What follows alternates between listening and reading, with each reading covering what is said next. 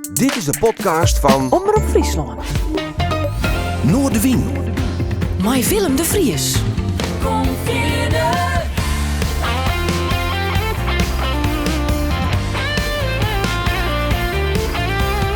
Alles wat er speelt. Omroep Friesland.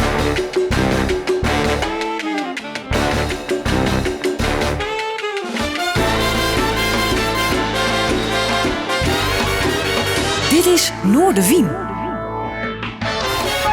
Goeie en welkom bij Noordewien. Mijn Joert weer één gast hier in de studio. Het is Iris Kroes, die ik meer dan 10 jaar verlien via de telefoonlijn in eerste instantie kennen leren. Want zo zie je toen midden in de wedstrijd The Voice of Holland, die had ze won. Daarvoor, wie is ook al eens de gast west, mij haar Pieter, om het zo maar zo te drukken. Oh ja. Reden nog maar eens even nu te nog in, want ze is net alleen het 10 jaar onderwijs, maar haar jubileum na de pandemie is de een van de muzikanten die het volgens mij Iris helemaal losgaan wil met optredens, projecten en releases. Is het net zo? Dat klopt, ja, zeker. Ja. Wat loskomen momenteel? Nou, het is nou in maart nog vrij rustig. Maar in april zijn er wel wat dingen. Meestal boeken nou ik vast is maar naar de simmer weer. Ik mijn orkesten en zo. Dat ze dan weer naar de simmer weer hun repertoires, maar ik ben wat op orde, hè, want alles had natuurlijk stilstond. Ja. Dus ik hier in maart wel even wat meer dwaanwold eigenlijk qua optredens. Maar goed, dat komt in april weer. Ja. Hoe is het bij verder? Ja, gaat wel goed. Ja, ik mijn op zich net klagen. Dus dat ook dan ik maar net, want er werd een hoop klaagd. Dus ik ben wel op zich wel tevreden. Ik ben blij dat ik de corona een beetje goed trop in kwam, maar die tijd. En dat ik nog wel wat dingen die heb, dat ik net helemaal stilstond heb. Of dat ik net mezelf moest omscholen, zeg maar. Wat had het mentaal met die dingen? Nou, ik moet zeggen, in het begin, toen dacht ik, dat is me helemaal in maart, 2 liens, maar toen dacht ik, nou, dat het wordt heel kwaad, wiesel. En ik doe wat dingen, wat lietse dingetjes. Maar ja, toen wie het toch, het wie gewoon saai. Zeg maar. Het gewoon echt normaal. Ik altijd een heel leuk, spannend leven. En ik kon overal heen en hoe de wereld. Maar ik wil in Nederland en zo. En toen dacht ik, wat is het dan eigenlijk niet saai, zeg maar. Maar gelukkig, iedereen is gezond om je heen en dat is natuurlijk het allerbelangrijkst.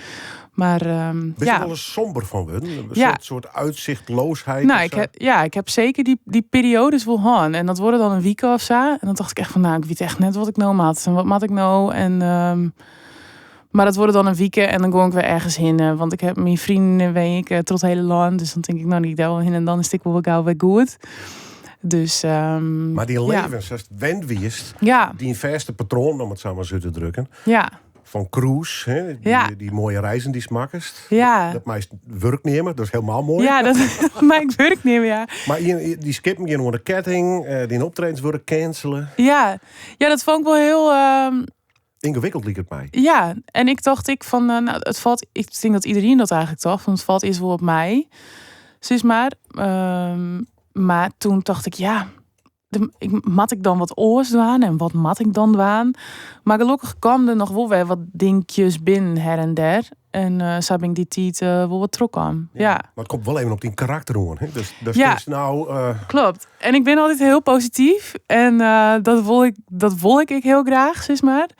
En als het dan helemaal minder goed gaat, dan heb ik helemaal nergens zin in. Maar dan ben ik net zo'n iemand die dan... zei het van, eerlijke foto. En het gaat even, ik heb even een zagrijnige weekend. Maar dan denk ik, dat heeft iedereen wel. Dat heeft iedereen volgens mij wel eens. Dus ik blijf graag positief. En ik straal graag positiviteit uit. Want daar denk ik het meest aan. Maar dat viel dan extra? Als ik, zeker. Ja, nooit hou ik me wel stil. Ja. Hoe stiller, hoe beter. Ja. Dus als het op een gegeven moment heel lang stil is, dan denk ik, Iris die zit misschien iets minder goed in het spel. Maar toch even bellen. Nee, toch even bellen, ja. Nee, maar de maast ik een beetje ding zelf een beetje creëren, heb ik het idee. Dat is natuurlijk altijd al zelfs. Gewoon zelfstandig, is maar bezig, dat wist ik wel. Dus maar zelf wat kosten op ziekje en dan bel je, gaan jullie nog iets doen? En gaan jullie nog iets doen? Dus, proactief, net proactief. Nee, zeker net. En dat wil ik eigenlijk nooit waan. En alleen nog soms heeft ik wat meer zin in dan de oren keer. En zeker in die oude 2 jaar ging dat wel een beetje Nou ja, ups en downs wil ik net sissy, hè. Want ik wie op zich prima. Maar af en toe wie ik even zo'n weekend dat ik dacht, ja, nou weekend even meer, nog heb ik er even niet zin in. Is ook heel logisch toch? Ja. Maar de beste nog, en de straalst. Ja. En twaaie letter. Kijk, hij is wel zes, want ik weet toevallig mijn laatste Noorderwind op de Vreed weer op 6 maart, wat 2020. Oh ja. Dus dat is voor mij een soort scheidslijn. 6 maart komt er weer hoor, daar zit ik net heel vier Ik denk, Ja. dan hebben we echt Twee letter, ja. Ja. Maar du bist nog vol plan en vol ideeën. Daar geven we straks even Ja. nog op terug. Ja. Was al je nog van doel best. Van hier naar ramp in de oren. Ik kom er even doen. Want we gaan nou de oorlog in. Looks die dat hoor. Ja, vind ik echt heel erg. En dan waren ze op met Ja. Nijsje, hè? Maar ik kom er net hoor. Nou, ik vind het wel echt heel verschrikkelijk. Want ik ken mensen die uit Oekraïne komen. Werkte op de cruiseschepen. Mensen uit de kast en uit de Doonsers en zo. Dus zie ik een berichtje stuurt en zo. En toen had ik niks meer. Toen zei ze, oh sorry, we had to hide. En dan denk ik, ja, dan krijg ik echt piekenvel. Want ik vind het zelf verschrikkelijk. En ik kan het die gewoon net voorstellen. Sis, maar dat is echt, denk dit ken gewoon net. Dit kent toch net wie wezen dat dit zaak gebeurt in uw stiet, sis maar. Waar zitten die mensen? Wist dat? Nou, zij zit in Kiev. Dat wie een Doonseres die ik dan elke keer eigenlijk aan boord zocht. En bij haar familie en ze wien toen nog veilig. En ja, ik hoop nou eigenlijk ik zal haar Joet weer even een berichtje sturen. Wat is dat gek dan? Dat is things van, hè? Ja. En als dan ik in jezelf die ik eens voorstel van wat zou ik dan waan in zo'n situatie? Ja, eigenlijk geen idee. Maar ja, verschrikkelijk. Het is echt heel erg. Ja. Ja, en was hoe het komt natuurlijk. Hè? Ja, en dat is wel spannend. Ik merk, als ik dat vanuit ik sliep een keer en sa, dan kan ik er echt slecht van sliepen. Dan denk ik echt, en dan dat is al jaren, terwijl wij steden gelukkig nog heel veel van nou, maar dan denk ik, hoe zal het helemaal net wezen? Die mensen met deze angst nu te steken, dat is echt verschrikkelijk. Was ik het gevoel dat het nooit Poetin zijn had van nou, ik zet de kernwapens klaar, dat het Ja, dan eng. wel Ik vind dat heel eng. komt, Ja, of ik net? vind dat echt eng. Ja. Ik denk, als een doet iets dicht bij u, of ik vind dat echt heel griezelig. En ik gewoon een soort van, alsof het net echt is of zo. Dus ik denk van, huh? Ja, surrealistisch bij. Ja, het is gewoon heel. Was het gewoon eigenlijk net low en dan is het zo mooi waar. Dan weet ik, wie zal dan denkt, Pandemie is hartstikke clear. van ik ja, gevoel en dan zitten we in de volgende ellende. Dat is echt. En ik denk, niemand wil dit. Ik snap het gewoon net. Nee. Ja, ik vind echt. Ik kan er wel echt verdrietig van worden. En ik boos en ja, verschrikkelijk. Machteloos. Ja. Ja. Ja, en dat is al varuus. Dus voor die mensen daar, dat is echt verschrikkelijk. Ja. Muziek. Ik ben even het archief indoken. Het Oh, online archief. Oké. Ik kon geen opnames met mij en Pieter meer vinden, helaas. Oké. Want er is wel eens in Noorderwien even mij West-meisje beiden. of Ja, niet? dat weet ik nog heel goed. En toen stond je bij de ingang aan de bank van Omroep Friesland. Oh, ik wil op de foto met die bank. En vond me super spannend. Volgens mij wie we toen 15, ik denk 14 en 15 of zo. En toen mochten we naar de Grote Willem. Nou, dat is echt superleuk. Oh, ja, ik weet het nog wel. Ja, ongelooflijk. En dan Ja. knip je mij regen en dan zit je in 2022 te praten om muziek. Ik krijg wat later best mij een band de studio in West nog. Ja. Hij is 2 nummers die weet ik. Eén daarvan is Throw in Tomorrow. Oh jee. Kist het nummer nog of dit? Ja, nou, ik ken het noemen nog wel. Maar of ik het helemaal meisjongen ken, dat weet ik eigenlijk net. Wist nog water in die band zitten? Ik denk... goeie vraag. Reinoud? Ja. Jesse, denk ik? Ja. Elmer? Ik ga net alle namen paraat, maar ja, en Maaike wie er nog Oh, bij. Maaike weer nog bij. Ja. Femke? Ja. Volgens mij wie dat het? Ja. Ik heb straks zoveel te praten. Oké. We draaien eerst even een live opname dus. Van Iris Kroes en Throw in Tomorrow. Everyone says that I'm shooting way too high. Everyone says you gotta fall before you fly. Everyone says that my colors are too loud. Tell me to get my head out of the clouds. If they really knew me, they'd understand why I am the way that I am. I just gotta be free. I'll take the sun, I'll take those shoes, I'll take today and throw it tomorrow. Throw it tomorrow. I want the yes, forget the no. I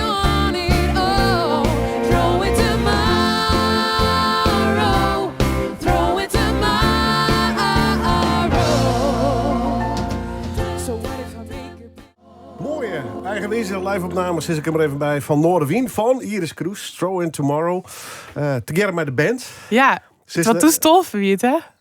Maar hoe lust is dit? Hoe jest je nou? Nou, het voelt me als mij. Is dat heel negatief hoor dan? Nee, helemaal niet. Maar ik weet het net meer. Soms dan weet ik die dingen nog wel. Maar ik denk, ik weet niet meer wat ik daarin heb en bij wie. En, maar goed, ja, het valt me als mij. Ja. Dit zijn voornamelijk leraren. Hier is het, Ja, maar ik weet nog dat we toen voor de albumpresentatie, denk ik. Om mijn album te promoten in 2012. En toen, toen moest ik een band samenstellen. En ik nog vanuit het platenlabel van, je moet een band hebben. En ja, ik zag maar een band bij. En toen Reinoud Dauma, wie mijn jochterhaan. En die zei, ik ken wel wat mensen. En dat wie dus eigenlijk al professionals. Is maar drumdocent, gitaardocent. Reinoud wie pianodocent. Jesse, dat wie wel een hobbyist, bassist, is maar. En twee dames van Reality nog, als achtergrondcoachje. En dat wie toen even mijn band, ik loon hier of zo, denk ik. En toen rouleerde dat ik al even wat, Ja, wat een verhaal, hè? Ja. Fantastisch. Hoe is dat bij jou eigenlijk begonnen ooit? Het hele jongen of mijn muziek. carrière. Oh, überhaupt muziek. Nou, echt is maar helemaal vroeger. Wat draaide ze graag? Of wat voor welke hits op de radio was de bleed van? Ik zong altijd Shania Twain. Ja, en vanaf begon ze zong? Ja, dat wie echt. Ik wie gewoon zo'n standaard tienermeisje. Maar ik luisterde dan meer naar Shania Twain dan naar Britney Spears. Okay. Dus maar. Ja. Of Christina Aguilera. Anastasia, wie ik heel wat fan van. Van Left Out Alone. Maar Vrouwelijke helden. Dus. ja, vrouwelijke helden, ja. Ja, vroeger. En dan zong ik altijd mij. En maar gewoon wie eigenlijk wat meer. Gewoon wat dan toen leuk wie, dat vond ik dan eigenlijk leuk. Zeg maar ik hier net een hele uitgesproken muzieksmaak. Nee, dat net. Kom je wel eens naar optredens, daar? Nou, mijn eerste optreden, dat wie van Jamai. In een brillenwinkel in Drachten. Weet ik nog wel. Geweldig, ja. Want toen ben ik super fan van Jamai. Dus dat weer echt mijn eerste optreden werd toen West. Ben ik nog wie smoor, er ook in Drachten. En toen wie mijn heid, wie ik daar. En toen heb ik Jamai jongen. Ja, vond ik echt heel indrukwekkend. Ja, wie dat magisch? Dat vond ik wel toen, ja. Terwijl het wie helemaal net een bijzonder optreden of zo. Hij stond gewoon op een podiumblok in een winkel te jongen. Dus iets was dan echt een mooi concert of zo. Maar dat wie volgens mij mijn eerste optreden. Wat ik jongen heb. Ja. Fantastisch, ja. Ja, ik meen eerst weer Dolly Dots, ja. Dus dat is ik leuk. Ik heb wel ook om mijn motorhead te slayer, maar nee. Nou, de Dolly Dots vind toch ik leuk? Ja, nog steeds. Ja, nog steeds. Die treden nou ik weer op. Ik had laatst een mooie documentaire zien. Dat kwam ze onder oren in voor. Maar nog een aantal Nederlandse artiesten. Lois Lane. Ja, hoe die ouderen die nog steeds op podium vinden. Ja, prachtig. Ja, ik ben 50 plus. Ja. Hou maar op. Maar ik dacht, ze had op een gekke manier had ze het nog wel. Ja. Gewoon prachtige vrouwen. En dan is ze heel mooi stijld. En dan is ze nog steeds op podium. Ja, ik vind het schitterend. Net kan je voor dat ze wat ouder bent. Nee. Dat vond ik leuk, want vaak is het heel geforceerd. En zo'n share. Ja. Ik denk altijd 20 keer verbouwen. Klopt. Ja, ze maakt wit, maar dat vind ik altijd, dan wordt het op een gegeven moment wat sneu. Dat zie ik net bij de Dolly Dots. Nee, ik heb hun nog nooit live shown. Ook ken ik Angela Bol. Ja, ik woon even thuis. Ja, dat is wel mooie eerste ervaring. Ja, geweldig. Ja, waar heb je dat dan? Ja, in de Players in Burger met dat. Oh, oké, ja. En dat waren weer Roberti, Sacchetti en de scooters. In het Piepke in Savoie. Oh, wat leuk. Maar dan komt hij de treden weer ACDC. Dus dat... in de regio Warmdraai en Kabang in Amsterdam. Ja, precies. Tussen de Hells Angels in. Ja. Jamai dus, ja. Want wist je dat ik helemaal volgen? Die wedstrijd tussen een beetje oren naar mijn Jim en Jamai. Ja, Jim en Jamai. Ja, ik ben daar helemaal fan van. Ik vond het echt een fantastisch programma. Ik keek alle plakplaatjes en boeken en zo. Want hoe oud wie ik toen? Hoe lang is dat, Lien? Ik denk ik wel Santje 18 Lien of zo. Ik denk dat ik er hier nog een zien wie of zo. Zoiets. En dan toen wie dat enorm grut. En dat vond ik echt indrukwekkend. Toen dacht ik, dat vond ik eigenlijk letterlijk wel. En hij moest mij dus. Ja. Maar dat meer voor om het fietsen is. Maar dat ik net in mijn eentje mocht fietsen. Ja. Had muziek mij kregen van die ouders? Ja, want mijn familie wie wel vrij muzikaal. En als we dan Pakenbeppen 50 jaar trouwd wien of de wie iets bijzonders, dan hebben we zo'n soort van familieorkest. Mijn oomke speelt het accordeon, die is accordeondocent. En mijn mem speelde dwarsfluit en mijn ooroom die speelde nog gitaar. Dus dan gingen we zo'n soort orkest. En dan zie ik altijd mijn wc-rol, mijn Ries erin, zelf favoriseerd, zie ik altijd de maat mij te slaan. Dus eigenlijk is dat toen wel een beetje begonnen. En ik ben eigenlijk altijd al aan het jongen. Ik ben altijd al bezig met jongen. Mijn fles deodorant voor de spiegel. Echt tussen de scodoaren, om het zo maar zo te Ja. zeggen. Ja. Wanneer had je de knop omzet naar van ik wil eens een keer les halen of ik wil naar Ja, een hoger niveau? Ja, toen wie ik volgens mij in Jochem en toen ging ik naar de muziekschool in Drachten. Maar toen wie ik te jong voor zangles. Super raar, dat mocht pas vanuit 12. Ja, ik vond ook dat zelf ik heel vreemd vond. En toen, want ik wil eigenlijk wel op een muziekinstrument. Mijn zus die ziet ik op een muziekinstrument. Ja, het weer een soort van logisch of zo dat ik dan op een muziekinstrument zoek in. Of opzoek in, hoe zei ze dat? Les zoek krijgen op een muziekinstrument. Het zo zeggen. Maar dan in die siste op harp, zeg maar. Dus de siste natuurlijk wel op. Dus ja, dat wie net een grote wens of zo van ik wil harp spelen de rest van mijn leven. Maar dat wie eigenlijk gewoon een soort van toeval. Dat wie net... Dan roost echt letterlijk zijn oor vast. Ja, ik dacht, er stond niemand voor de rij. Want bij de piano en bij de gitaar wel. En bij de harp toen helemaal. Dus dacht ik, laat ik dat eens proberen. En ja, toen werd ik eigenlijk gewoon wel verliefd op die klank van het instrument. En toen dacht ik, dit vind ik eigenlijk wel een heel mooi en bijzonder instrument. Dus het wie net zei, dat is op televisie wat Simon hier is. Nee. Dat is ergens op een liedje woest. Nee, het is meer mijn kwestie van geduld. Dat ik dacht, ik heb geen zin om in de rij te staan. Laat ik eens een oorkjemmeke wezen op zo'n ierpendijen. Alle muziekinstrumenten presenteren. Laat ik daar eens naar binnen gaan. Ja. Het instrument echt eigenlijk heel simpel. Hè? Het is een vlak. Oh, vies dat? Nou ja, nee, maar het ben snaren en dan het is clear. Ja. Maar het is een ontzettend ingewikkeld instrument om te bespelen. Oh, grappig. Ja, want jij heel vaak, het ziet er zo ingewikkeld uit. Nou, bij mij precies om. Oh, ja, precies. Ja. Door wat treden en weer clear. Maar, Ja. maar Nou, het is eigenlijk een piano op zijn kant, zeg maar, soort van. Want daar heeft de snaren. Alleen nog, daar ben ik verschillende soorten harpen. En ik heb dan een haakjesharp, wat mij best beperkt houdt in het spelen van bijvoorbeeld versjes die moduleren. Of versjes waarin hele volle toonsoorten zitten. Want ik ken net alle spelen op mijn harp. Maar voor mij is dat prima, zeg maar. Want ik broek het net op die manier als een concertharp. Ik broek het gewoon als begeleiding van mijn jongen. haakjesharp? Ja, een haakjesharp, dat is zeg maar een normale...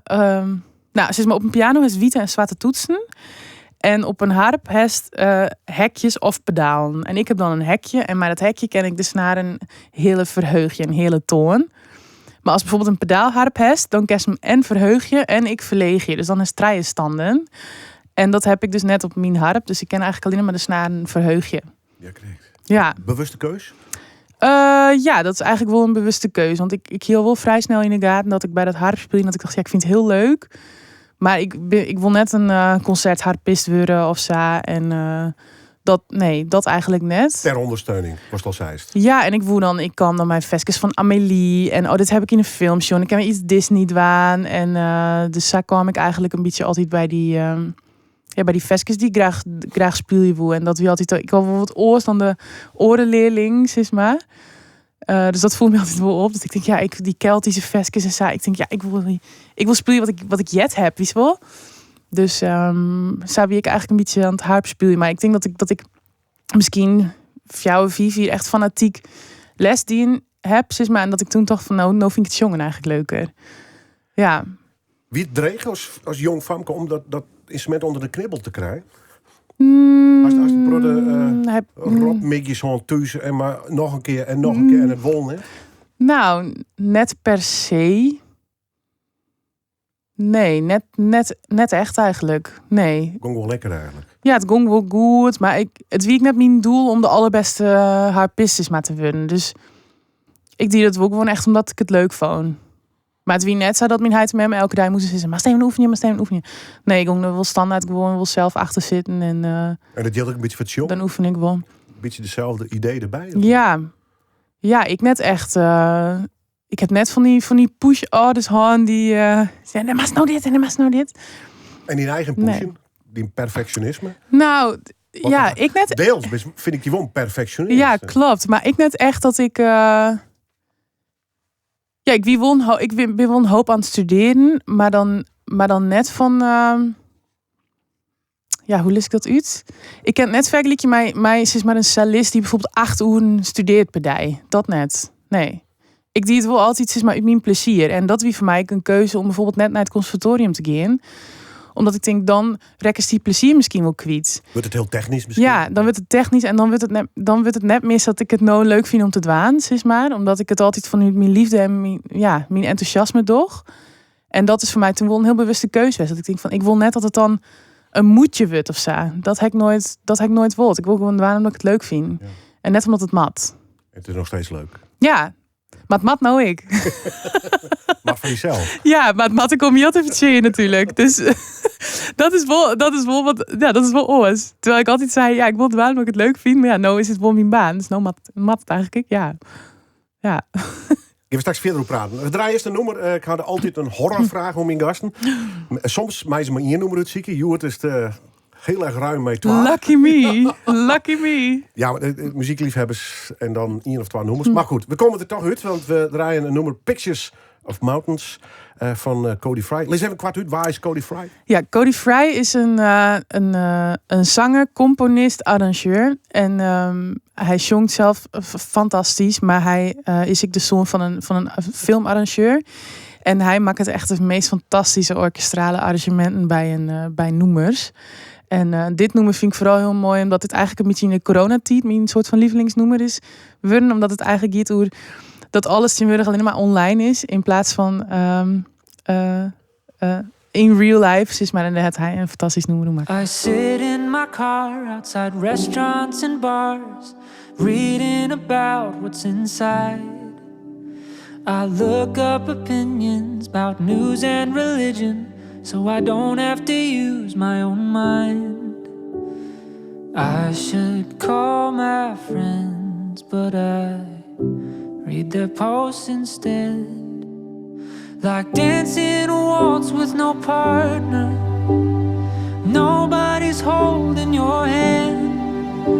Like singing duets as a solo, the harmony's just in your head. Mooi nummer van Cody Fry, Pictures of Mountains. Uitkeersen terug. Mijn gast, Joert Iris Kroes, Joert de gast.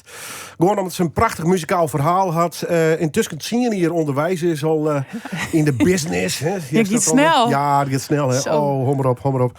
En even hoe deze artiest praat, want daar hast u nog een link mee. Je moet even uitlezen hoe dat Ja, nou, los van dat ik echt super fan van hem ben, het hij Vleenier een oproep dienen.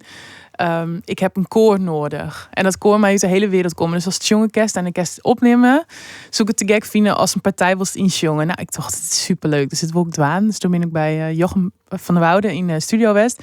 Ik het heel last minute nog een partij opnam van Eleanor Rigby. Ik moest dan helemaal droeg, maar ze het dan opnemen, zeg maar. En, krijg je dan een tempo of een beat per minute? Ja, snelheid of zo? nou, we kregen een heel bladmuziek, zeg maar. Dat is het dan lezenkest. En dan kregen ze, omdat koest u 3 verschillende partijen kiezen. Een bas, tenor en een alt. En toen dan Jeddes, zeg maar, was dan mij jongen moest. En dan een soort intelling. En dan moesten ze daar op mij tellen. En dan koest dat injongen. Dus dat heb ik die. En dan kreeg ik een mailtje. Nou, bedankt, bla bla bla. En toen niet kwam het nummer uit. En toen dacht ik jam mezelf. Ik jam mezelf. En ik kreeg berichtjes van andere mensen. Ja, jij ligt echt boven in de mix. Toen dacht ik ben dus net de enige die dat jet. Dus ik vind het natuurlijk superleuk. En wat extra leuk maakt het is dat nummer is genomineerd voor een Grammy. Dus 22 april binnen uitreikingen. En ja, ik zou dat hem vet gunnen. Want het is echt fantastisch dat 400 man uit de hele wereld koor heeft. Die het al je thuis opnam heeft. Die dan zo'n hele vette orkestrale versie van Eleanor Rigby het song. En ik vind dat idee gewoon heel creatief betocht en echt te gek. Dus ik zou het super leuk vinden als hij een Grammy wint. Want dan kan ik dat natuurlijk op mijn cv zetten. Dat Iris Kroes heeft meegewerkt. Ik zie Grammy van de collega's, winning song. Ja, ik zie het van de collega's van het Nijs. Ik denk, mooi headline. Iris Kroes wint Grammy. Nou, maar, ik vind het wel voorpagina nieuws. Ja, absoluut.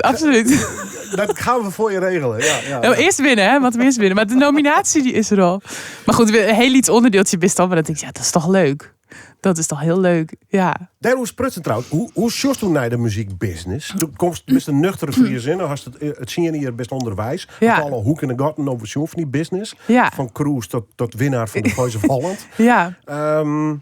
Zo'n Grammy, is dat een toch commercie doorspekte organisatie of net? Hoe stiert dat qua gevoel in? Ik hoef geen bewijzen of zo, Ja. hè? Maar hoe sjost u daar als Fries naar? Nou, Grammys die worden gekozen terug de artiesten terug een koor, hè? Dus net volgens mij, maar net terug het publiek.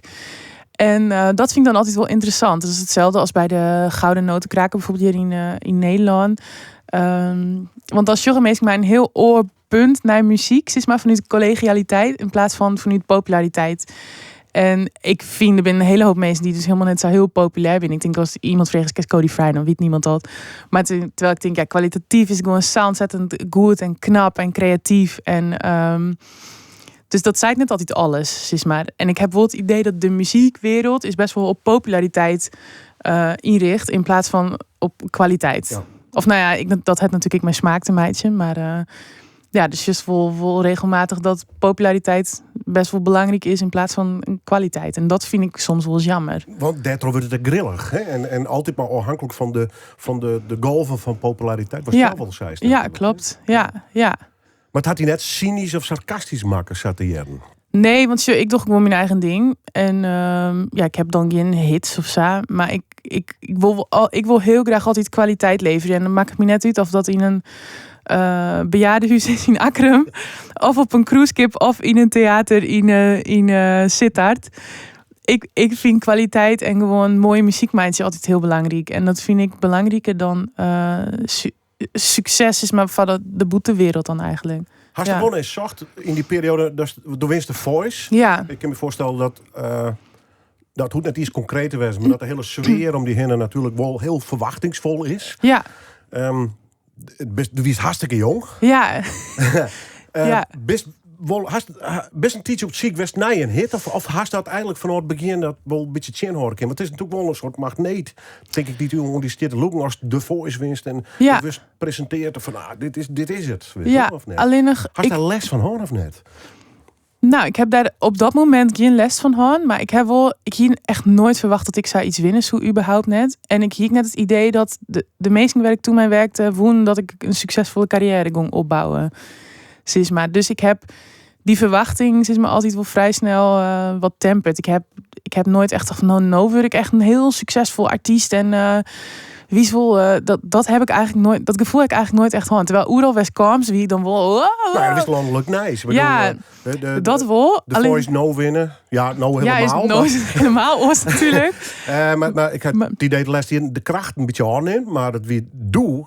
De wedstrijd der wedstrijden. Klopt. Ja, en dan ben ik me toen heb ik gewoon in een rollercoaster in Meigong, zeg maar. En mijn mem zei het nog wel eens van, dan was die krantenknipsels als Jenny hier. Dus er stond echt overal in en wie wel zo. Maar toen heb ik dat helemaal net zo als iets heel gruts ervaren. Toen kon ik gewoon heel wat mij in die flow. En ik denk, als ik dat no west hoe zoek er heel zienst in. Dus ik denk wel dat op dat moment toen het echt het goede moment wie is maar. Om daar aan zij iets mij te dwaan. Alleen nog na de tijd heb ik nooit echt het gevoel gehad van nou komt er heel groot succes of nou komt dat. Ik dacht van ik zorg wel gewoon ik mij nooit waan wat ik leuk vind om te dwaan en ik ontmoet hele leuke mensen. En zo stond ik er eigenlijk altijd een beetje in. En ik heb wel altijd het gevoel dat ik ergens naar ta werkte. Maar wat dat dan wie, dat weet ik net. Nou, misschien ook wel beter. Want ik zie dat een heel soort mensen, ik draai heel lang al een tijdje mee, Ja. op een gegeven moment dan teleurstelt te rijden. Omdat ze wel zo'n idee van hunzelf. Van ik mat die hitscore, ik mat een uitverkochte tournee langs de theaters. Ik mat Vrienden van Amstel Live. En als dat al je net slagen, dan ben ik mislukt. Ja, dat had hij zelf dus nooit opdrongen. Nee, dat vind ik wel zonde. Dat mensen zouden instemmen. Want ik heb dus maar zo werkt het vaak wel. Hè? Ja, terwijl ik denk, als er dus hele hoge verwachtingen van jezelf hebt, dan valt het ik vaak chin, zeg maar. Terwijl ik geniet zeg maar, van elk succes. En als mensen naar een concert naar me toe komt, denk ik, dan ben ik echt blij dat ze het mooi vinden. Al is het in column. Of, maak het me net uit weer. En tuurlijk, het liep het mij ik te gek om eens een keer bij Vrienden van Amstel te staan. Om noemen wat ik dan scrun heb. Dat liep me echt superleuk. Maar als dat iets verwacht is van jezelf, ik weet dat die lat, die leidt echt heel heug. En ja, ik denk dat het geluk, ik wil een factor het en vriendjes. Maar de commerciële kant van de muziekbusiness had dus in dat opzicht geen vat op die hand. Nee, want dat heeft net altijd zelf, zeg maar, ik heb zelf net verkiezen of zo. Maar hoe is het ermee omgekeerd, denk ik? Ja, En ik wil gewoon optreden. En ja, dat is bij mij dat is heel simpel. Ik wil gewoon spelen. En, Maar is dit het ideale dus? Dat zoek ik heel mooi voor die vriendin. Ik bedoel, aan de ene kant met de cruises en opstap. Ja. Ze nog eens een keer maar in Braas bent in Friesland. Ze nog dan landelijk. Brengt Nou, ik vind dat heel mooi. Maar ik werk natuurlijk wel. Ik zou het wel te gek vinden als ik een keer een hit krijg. En dat mensen dat mooi vinden. Of dat mensen record. Daar werk ik nog wel voor. En daar schreeuw ik voor.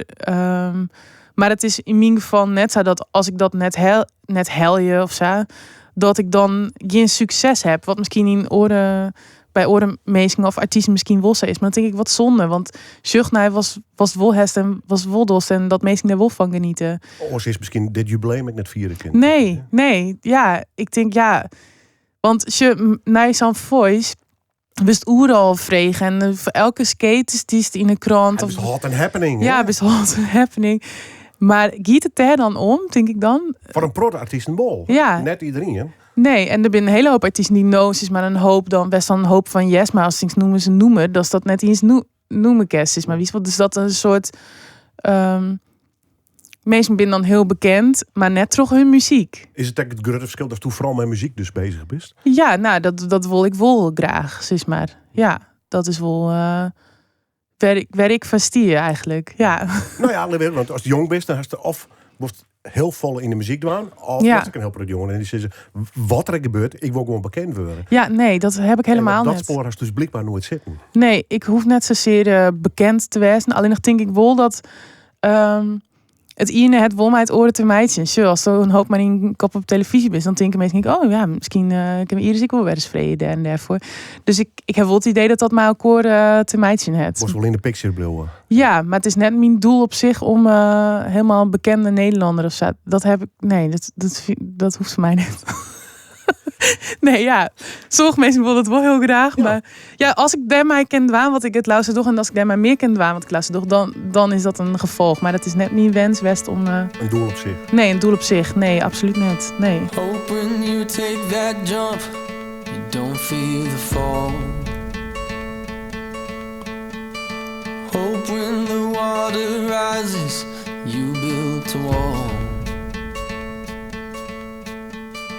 Hope when the crowd screams out, you're screaming your name. I Lived van One Republic. Met Iris Kroes Stewart in de studio in dit 1 op 1 peteer. Waarom dit nummer trouwens? Ja, dit noemen zet ik regelmatig op als ik heel gelukkig ben.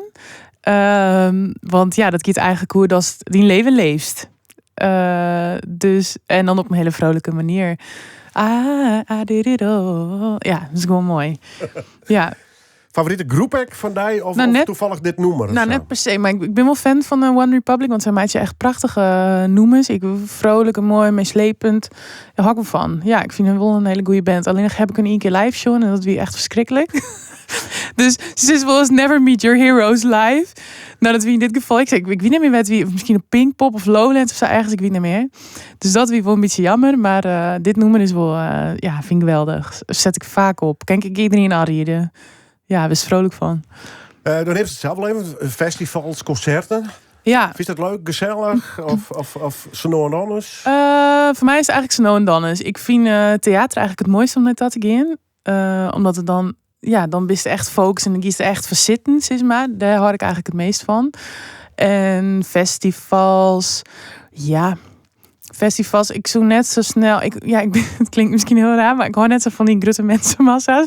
Om ertussen te staan, maar ik wil best voorstaan. Maar om ertussen te staan ben ik net heel erg fan van. Maar af en toe.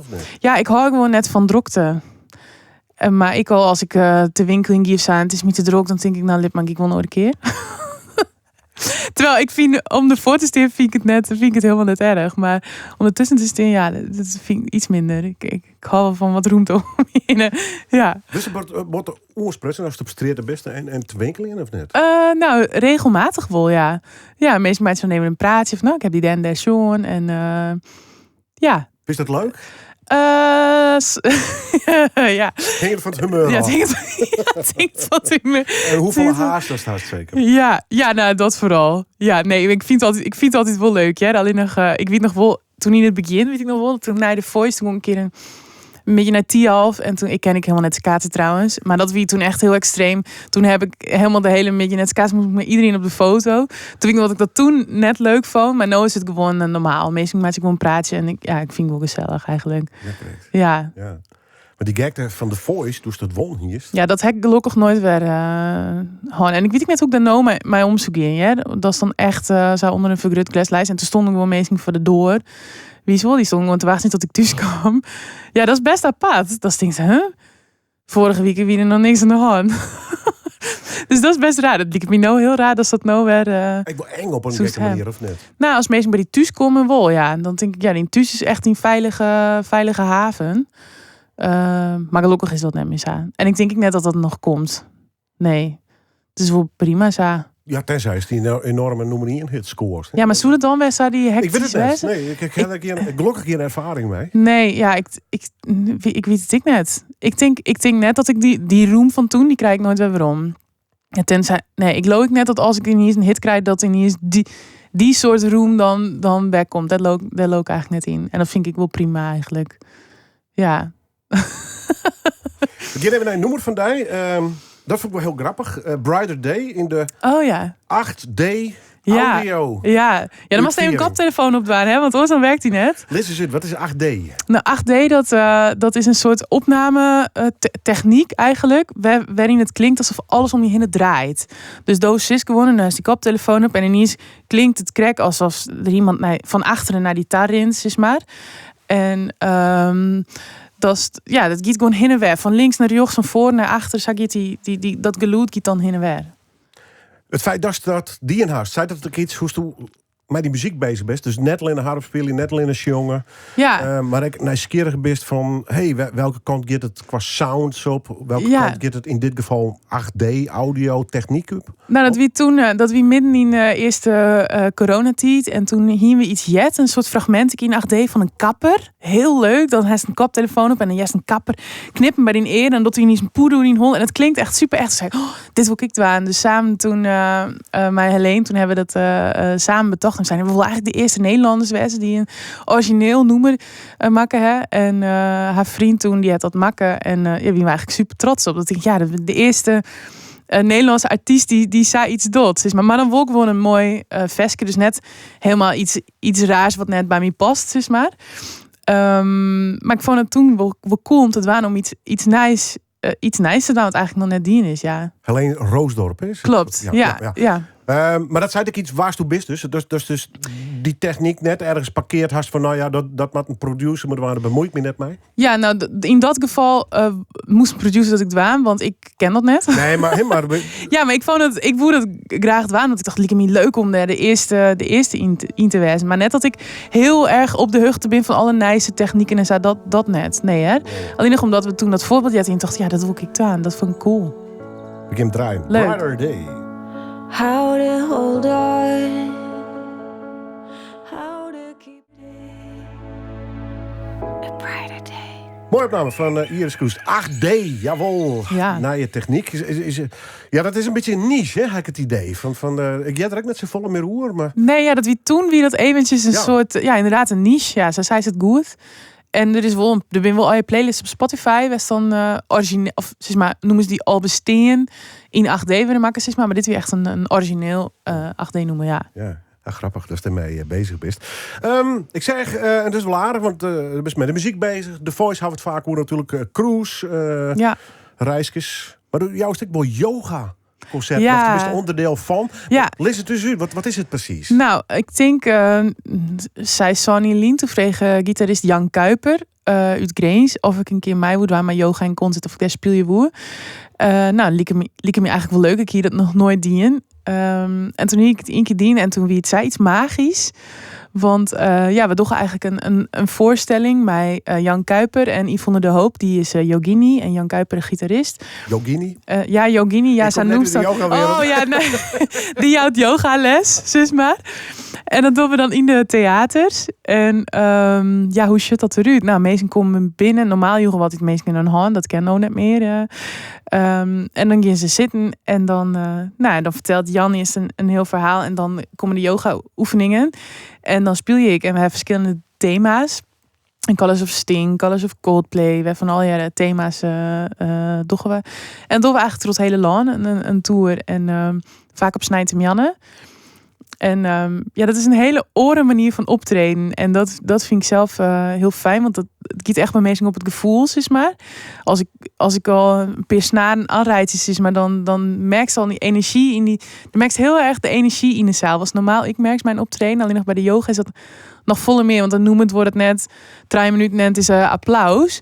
En noem het wordt het soms wel 10 minuten of zo. En Ja, het is totaal los dan een gewoon concert. ja, die muziek die giet echt in de amazing, zeg maar. En dat vind ik wel een hele bijzondere manier van bezig zijn met mijn vak. Maar het was heel dicht op die mensen hun emoties Klopt. met die muziek. Ja, en dan ben ik wel eens mensen die het het helemaal goed naar je stak komen. Wat heb je nou gedaan? Nee, dat is het net. Maar dat ze gewoon emotioneel binnen van de ochtend wat ze dan, hoe ze zichzelf rust in zichzelf wonen, of wat dan ik maar, zeg maar. En daar ben we nou mee bezig. De theatertour. Ik denk dat er nog een stuk of 5 of 6 voorstellingen staan nou. En volgend jaar weer. Ja. Hoe vond je dat in het begin? Ik bedoel, het is een hele andere manier van spelen. Ja. Ik kan me voorstellen dat kijk ze maar huiskamerconcert, dat zit er heel dicht op. Ja, klopt. Dat is een hele andere beleving haast van je eigen muziek. Ja, het is heel relaxed. Want wat ik al zei, noem het woord soms wat 10 minuten en dan krijg je geen applaus. Zeg maar. Dus het is heel erg vanuit mijn gevoel speel je en ik maar Jan. Terwijl normaal bereid ik iets voor en we hebben natuurlijk altijd wel een soort van setlist, maar we zorgen ik altijd krijg van oké, dit noemen we maar nou vullen we wat oors, dus gaan we iets oors doen. En het is net in een glitterjurk, mijn nepwimpers, maar het is gewoon op sokken, op blinde voeten, op geitenwolle sokken, zeg maar. En ik vind het compliment, bedenk ik nog spontaan, is eigenlijk dat de hele zaal in sliep vallen is bewezen. Ja, en dat ze nijden die, zeg maar een stukje. Ze is altijd, ben je nu gelukkiger dan toen je hier vanochtend kwam? En meestal, als het dan ja is, dan denk ik, dan is je doel slagen. Ja. Zo is het, hoe hoor kon ik. De meeste massa, dat wordt vaak te druk. Ja. Maar nou even naar de yogaconcert. Zo is de tussenlezing. Zeker. Omdat deze manier is heel toegankelijk, zeg maar. En het is net, want soms wordt het wel zoals zweverig, Sean. Maar ik vind dat helemaal net. Het is heel een toegankelijke manier van yoga doen. Mijn muziek was misschien meestal al kennen. Maar dan op een andere manier. Want ben ik bijvoorbeeld met klankschalen. Speel je bij Coldplay. Dus ja, het is een hele toegankelijke, interessante manier van het kennismeidjen met yoga. En het lijkt je wel yoga op zichzelf. Ja, ik mediteer wel. Het is net dat ik elke dag mijn kop stier of zo. Of wel de vreemde oefening, toch? Dat net. Maar wat dat betreft heb ik wel een yoga mindset. Ja. Wat stierst toen de hele dag gewoon of net? Nee. Nee, ik ben wel een vrij rustig. Ik heb wel een rustige geest. Nee, ik ben net. Ik zie net altijd aan. Is dat ook de reden dat het eigenlijk zie je hier. Volhaast. Maar ik ben een glimlach. Misschien wel. Het klinkt wat slijmerig, zo bedoel ik het. Maar als toen je binnen de omroep komt, dat nog van mijn programma is of een oor, ik zie die altijd stralen. Ja. En natuurlijk zit toen net elke dag stralen. Ik hoop het net. Nee. Neem juist petit netje, helemaal. Nee, maar ik denk dat het heel vermoeiend is als elke dag 24 uur per dag zondag en een week helemaal happy bent. Maar nee. Maar hoe generaal neemt het initiatief. Ja, en ik waardeer het altijd heel erg wat ik mij waan, zeg maar. En dat straalt wel uit. Ja, maar dat is een beetje, dat is het ik wil wat mijn yoga te meidje. Dat waardeer mij was hest en was meist en was kerst. Maar toen kun je zelfs nog een uitzetten dus. Jawel. Ja, en dan doe ik gewoon niks. Dan denk ik, het is wel goed zo, denk ik dan. Maar dat klopt mij wat. Maar dan lees ik bij Ollie op Scott en dan is het alweer peace en vrede en dan zit ik te Netflixen en dan is er niks aan de hand. Hoe belangrijk is dat haast van die? Je bent zelfstandige, dus is een grillige business. Ja. Leef eerlijk wezen. Ja. Net alleen bij de pandemie, maar toch, muzikanten, maar staat in mijn was is mij het goede zeilskip, de goede concerten haast. Ja. Het leert zich heel erg voor om de hele dag om te stingen, lijkt het mij. Klopt. Nou, ik vind wel, dat vind ik heel belangrijk. Maar ik vind wat Krek eigenlijk al zei, de waardering als ergens vervregen is, dan denk ik meteen, wat leuk dat ik vregen wil. Want dan denk ik, dan denken dus de meesten aan die. En wat dat betreft, ik heb wel een heel stabiele basis. En dat vind ik, dat is wel heel fijn. Dus ja. Kortom, Ja, de toekomst voor diezelf en hoe is ermee omgeest. Ja. Mij vertrouwen te meten. Wordt dat onbelangrijk? Ja, vaak wel. Al denk ik wel heel vaak. Ik heb eigenlijk geen idee hoe mijn leven er hoe Vivi uitshot. Sommige mensen weten dat wel als ze een studie die in hen. Dat ze denken, nou, Vivi ben ik dokter. En ik heb het idee dat ik hoe Vivi nog steeds muziek maatje. Maar ja, wist het natuurlijk nooit hoe het rint. Maar ik vind wel, ja, het stukje. Het is een compliment als het ergens vervregen is. En ik vind dat altijd waarderen mast. En waardering in het leven sowieso. Ja, dan ben ik heel zweverig natuurlijk.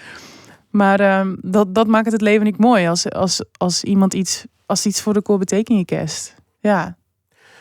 10-jarig jubileum, dat haast viert eigenlijk, hè? Maar de release van Fjouwer. Ja. Ja, wat wint live sessies? Hoe maakt dat? Ja, nee, allemaal singles? Ja, gewoon noem eens. Ik denk, ik bestier. Ja, Iris Kroes als act. Bestiert als act. Ik bestier nooit zien hier. Ik denk, ik wil dat eigenlijk wel vieren op wat voor manier dan ik. En ik denk, ik vind het mooi om covers te doen. Want ik zong natuurlijk, ik wil regelmatig covers, maar ik breng vaak eigen muziek uit. Maar bij optreden zong ik mooie covers. En bij de yoga en concert bijvoorbeeld ik. En toen dacht ik, dan wil ik dat op die manier graag vieren. En dan komt ik nog een concert, maar hoe en wat, dat ziet nog steeds een beetje mijn padleert in de agenda. Nou ben ik die vraag helemaal kwijt. Het komt even om hoe die 10-jarige jubileum vieren. Hoe ik dat vier? Nou dat ziet dus nog een beetje mijn padleert in de agenda. Maar er komt nog een single uit, die ik altijd zong bij de yoga en concert. Omdat er ik heel vaak gevraagd is, van staat dat ook ergens online? En dan denk ik heb helemaal geen covers online staan. Dus ik denk, dit hier weer wel het tijd om dat te doen. En voor de rest komen de jaren. Hast iets van een planning, een redeline? Dus denk ik ben nou bezig in het Nederlands. Om in het Nederlands te schreeuwen. En ik heb al hele mooie vestjes kleerlisten. Alleen ik twijfel nog even of dat dan singles worden had of een EP. Dat had ik gewoon heel eerlijk mij de financiën te meiden. Want Safol is er net binnenkwam. En ik doe alles altijd zelf. Dus het is best een hele investering, zeg maar, om dit hier te doen. Dus ik moet even zien hoe dat alweer komt. Of dat dit hier komt of volgend hier komt. Waarom Nederlands? Ja, ik dacht... Ik heb één keer in het Nederlands een vestje uitgebracht. Dat was bij het Noordpoolorkest nog. En daar heb ik toen eigenlijk vrij weinig mee dienen. En ik hier wat songwriters ontmoet op een songwriting camp. Dat wie verleden hier, dat wie van een vereniging BAM Popauteurs zit ik dan bij. Dat is een vereniging beroepsauteursmuzikanten.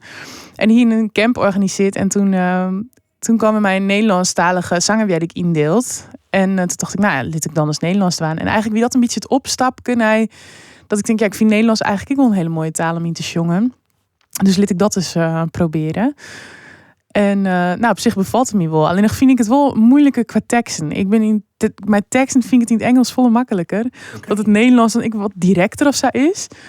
En omdat het was net dat het een Sinterklaas gedicht wordt. Dus maar het zong, ik vind Nederlandse tekst, dat vind ik veel moeilijker.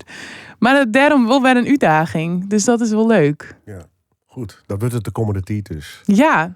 En dan hoop je dat we geen horrorvarianten straks meer krijgen. Nee, zowel geen oorlog als geen pandemie, alstublieft. Ja, dat hoop ik net. Cruises, staan die nog op stapel? Nou, er is nou een hele hoop verhoring in de cruisewereld. Ik qua entertainment. Die wereld is wel verhoren, hè? Ja, zeker. Dat is, het is nog een beetje de vraag of ze mijn soort entertainment wel weer aan boord hebben willen. Dus dat maakt nog afwachtje. Wat is daar de twijfel dan bij? Te volle mensen op zo'n tribune die nee zitten? Of is de... Nee, het is meer het personeel zelf. Dat er min verschillende bands aan boord. En dan weet ik, zeg maar, het entertainment wat ik doe, dat is dan op in de main stage, zeg maar. En of er dan een band van is, ja of nee. En die band is misschien wel vod bezuinigd. En nou ja, goed, dat is al nog een beetje onduidelijk voor dit simmerseizoen. Dus dat maakt nog afwachtje. Maar ik hoop dat natuurlijk wel, want dat is lastig. Ik vind het heel mooi dat ik dan op snijtochtend yoga en concert doe. En dan de orenwieken, veel die superster in een glitterjeuk en mijn nepwimpers en op heuge hakken en op een vet podium en vette band. En dat vind ik eigenlijk het mooie van het vak, dat het zo gevarieerd is. En dus ik hoop dat het weer kan. Ja. Rare vraag, maar toch. En eerst scherp in de holle. Hier toen vroeger prinsessenjurken hoor, of net? Oh, goeie vraag. Nee, volgens mij net hier eens. Omdat ze doen elke keer zo'n glitterjurken. Ja, dan begint echt te glitteren. Klopt, ja. Klopt. Ja, daar hou ik echt van. Nee, En maar ik zeg niet, Nee, maar- hier is als famke mij een Nou, ik zou me met prinsessenjurk. spreken. Nee, ik wie vaak verkleid als clown. Want ik wil vroeger altijd kliniekclown worden. Serieus weer. Ik heb hier nog een hele hoop foto's van Iris als clown herinneren. Met zo'n kersen onder mijn buik en reden neus en schmink en zo. Dus dat is misschien nog mijn toekomst. Mocht het al je net, net zo blij als dat het nou is. Ja, kan ik altijd nog kliniekclown worden of clown. Vond het leuk dat je er weer. Dank u wel. Ja, ik vond het leuk om je te wezen. We maken nog een deel 12, wat mij onbelangrijk dat oer een tijdje, hoe dan mij die is. In ieder geval, Ja. de blijdste straals, de wereld, we hebben het hier mis. Ik draai nog hier een nummer van die. Misschien kun je er nog even iets bij vertellen. Believe, Better Than Ever, Ja. All Every Flower live van Iris Kroes. Ja, ik heb wanneer weet januari meidien dan een televisieprogramma en dat ging eigenlijk goed. Mensen die meidien aan een talentenjacht, hoe gaat het nu eigenlijk met die mensen? En ik dacht, nou ja, in het kader van je hoort nooit meer iets van die mensen die kent best wel meiden aan dan net meiden aan, want dan zitten ze nog steeds waarom dus net mij aan dat programma. Dus en daar heb ik verkozen om dat noemen Belief te doen. In mijn eigen versie. Omdat ik altijd als ik een cover speel dan doe ik dat op mijn eigen manier. Maar mijn harp natuurlijk. En dan vond ik Belief. Ja, vind ik gewoon. Ik vind het los van dat ik het gewoon tof noemen vind. Vond ik het belangrijk om te litereren hoe mijn stem zeg maar werkt. Dus ik heb het idee dat in dit nummer kan dat mooi uit. En ik begin met de harp en dan letter mijn band groot. En ja, dat is een beetje hoe muzikale Iris is maar is. Dus klein en groot. En wat mooi, het meest boek in Friesland. In Friesland wisten we het wel. Ja. Nog even jaren te litten. Hallo, Iris Kroes. Ja, die is er nog. Die is er nog. Still standing. En die maakt nog steeds muziek. Precies. Ja. Dank u wel. Alsjeblieft. No matter how hard I try, you keep pushing me aside and I can't break through. There's no talking to you. It's so sad that you're leaving.